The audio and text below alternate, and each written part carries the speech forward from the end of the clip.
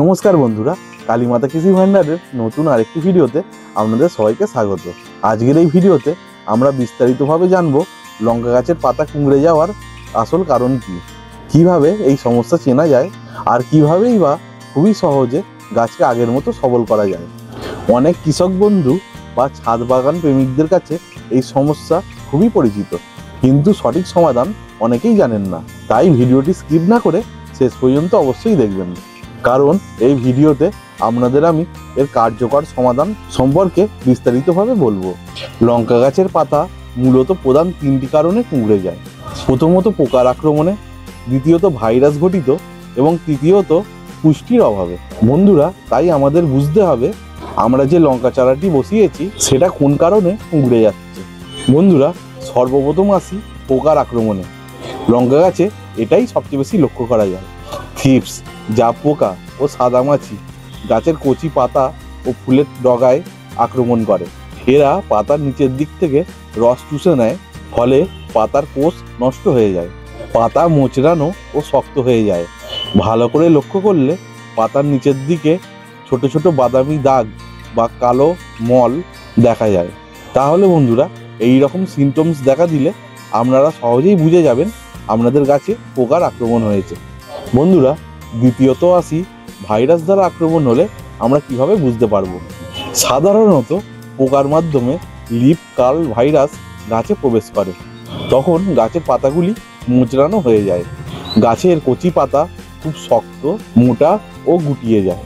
অনেক সময় গাছের রং হালকা হলুদ অথবা মোজাইক টাইপ দাগ দেখা যায় এবং গাছের বৃদ্ধি বন্ধ হয়ে যায় আর ফলনও কমে যায়। বন্ধুরা, এই সিমটমসগুলো দেখা দিলে আপনারা সহজেই বুঝে যাবেন যে আপনাদের গাছ ভাইরাস দ্বারা আক্রান্ত। বন্ধুরা, তৃতীয় তথা সর্বশেষ যে উপসর্গের কারণে লঙ্কা গাছ কুঁকড়ে যায় সেটা হলো পুষ্টির অভাবে। এখন প্রশ্ন হলো, আমরা কিভাবে বুঝতে পারবো আমাদের গাছে পুষ্টির অভাব হচ্ছে কিনা। আমি কিছুক্ষণ আগে আপনাদের গাছে পোকা ও ভাইরাস লাগলে যে উপসর্গের কথা বলেছিলাম, সেই উপসর্গগুলি গাছেতে না থাকলে বুঝে যাবেন আপনার গাছে পুষ্টির অভাব হচ্ছে। বন্ধুরা, এতক্ষণ আমি আপনাদের বোঝালাম পোকা, ভাইরাস ও পুষ্টির অভাবে লঙ্কা গাছের পাতা কুঁকড়ে গেলে আপনারা আলাদা আলাদাভাবে কিভাবে শনাক্ত করতে পারবেন। বন্ধুরা, এইবারে আসি আমরা এর প্রতিকারে। বন্ধুরা, আপনাদের আমি জৈব ও রাসায়নিক উপায় দুটো উপায়ের কথাই বলবো। আপনাদের কাছে যেটা সোজা মনে হবে আপনারা সেই পদ্ধতিই অনুসরণ করবেন। বন্ধুরা, প্রথমে আসি পোকার দ্বারা আক্রমণ হলে তার সমাধানে। জৈব উপায়ের ক্ষেত্রে 5 থেকে 7 দিন অন্তর অন্তর 5 ml নিম তেল প্রতি লিটার জলে মিশিয়ে আপনাদের স্প্রে করতে হবে। চাইলে বাড়িতে নিম পাতা, রসুন, গোলমরিচ একত্রে বেটে একদিন জলে ভিজিয়ে রেখে সেই জল ছেঁকে আপনারা গাছে স্প্রে করতে পারেন। বন্ধুরা, এইবারে আসি রাসায়নিক সমাধানে। পোকার আক্রমণ বেশি হলে সিনজেন্টা কোম্পানির পেগাসাস, যার টেকনিক্যাল নাম হলো ডাইফেনথিউরন 50% WP, 1 গ্রাম প্রতি লিটার জলে মিশিয়ে আপনারা ব্যবহার করতে পারেন। এছাড়াও সাই ক্রপ সায়েন্সের বায়ো এম্পাওয়ার বলে একটা ঔষধ পাওয়া যায়, যার টেকনিক্যাল হলো ফিপ্রোনিল। এটা আপনারা 1 লিটার জলে 1 ml মিশিয়ে ব্যবহার করতে পারেন। স্প্রে সর্বদা আপনারা সকাল 6টার আগে অথবা বিকেল 5টার পর করার চেষ্টা করবেন, কেননা সেই সময় আবহাওয়া ঠান্ডা থাকে, আর ঠান্ডা আবহাওয়ায় ওষুধ খুব দ্রুত কাজ করে। বন্ধুরা, এইবারে আমরা আসি ভাইরাস দ্বারা আক্রমণ হলে আমরা কিভাবে আমাদের গাছকে বাঁচাতে পারবো।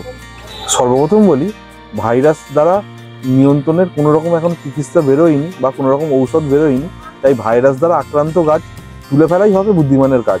যে গাছটা আপনারা দেখবেন ভাইরাস দ্বারা আক্রান্ত হয়েছে সেই গাছটা তুলে সাথে সাথে পুড়িয়ে ফেলতে হবে। এছাড়া সাই ক্রপ সায়েন্সের সাই ফাঙ্গি ভাইরাস বলে একটা ভাইরাস প্রতিরোধী ঔষধ আছে, যেটা আপনারা একবার ব্যবহার করে দেখতে পারেন। তার ডোজ হচ্ছে 1 লিটার জলে 1 থেকে 1.5 ml, এবং তার সাথে থায়ামেটাক্সম 75% 1 লিটার জলে 1 গ্রাম মিশিয়ে একই সাথে স্প্রে করবেন। 2 সপ্তাহ পরপর ব্যবহার করলে ভালো ফল পাওয়া যায়। গাছে যাতে ভাইরাসের আক্রমণ না হয় তাই গাছের চারা অবস্থা থেকেই আপনাদের ট্রিটমেন্ট করতে হবে। গাছের চারা অবস্থাতেই আপনারা নিম তেল প্রতি লিটার জলে 2 থেকে 3 ml মিশিয়ে আপনারা 1 সপ্তাহ অন্তর অন্তর স্প্রে করতে পারেন। বন্ধুরা, জৈব উপায়ে এখনো ভাইরাস নিয়ন্ত্রণ সম্ভব নয়। সুদূর ভবিষ্যতে হয়তো এর কোনো প্রতিকার আসতে পারে। বন্ধুরা, তৃতীয় তথা সর্বশেষ সমস্যা, পুষ্টির ঘাটতি হলে আমরা কিভাবে দূর করতে পারবো। জৈব সার যেমন ভার্মি কম্পোস্ট, গোবর সার, নিমখোল, হাড় গুঁড়ো এইগুলো আপনারা ব্যবহার করতে পারেন।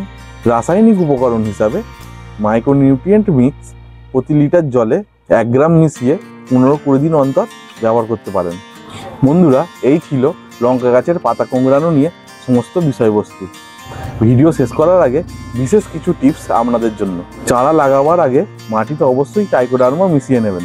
মাটিতে চারা গাছ বসাবার 1 সপ্তাহ পর থেকেই প্রতিরোধমূলক স্প্রে যেমন নিম তেল প্রতি লিটার জলে 1 থেকে 2 ml মিশিয়ে 1 সপ্তাহ ছাড়া ছাড়া অথবা 15 দিন অন্তর অন্তর আপনারা স্প্রে করতে পারেন। পোকা বা রোগ দেখা দেওয়ার সাথে সাথেই আপনাদের ব্যবস্থা নিতে হবে। বেশি দেরি করলে ভাইরাস ছড়িয়ে পড়ার প্রবল সম্ভাবনা থাকে। বন্ধুরা, আশা করি আজকের এই ভিডিওটি আপনাদের সামান্য হলেও উপকারে আসবে। ভিডিওটি ভালো লেগে থাকলে অবশ্যই লাইক কমেন্টস করবেন। আর এই রকম কৃষি বিষয়ক নানা রকম টিপস আর পরামর্শের জন্য কালীমাতা কৃষি ভান্ডারকে অবশ্যই সাবস্ক্রাইব করতে ভুলবেন না। দেখা হবে পরের নতুন কোনো ভিডিওতে।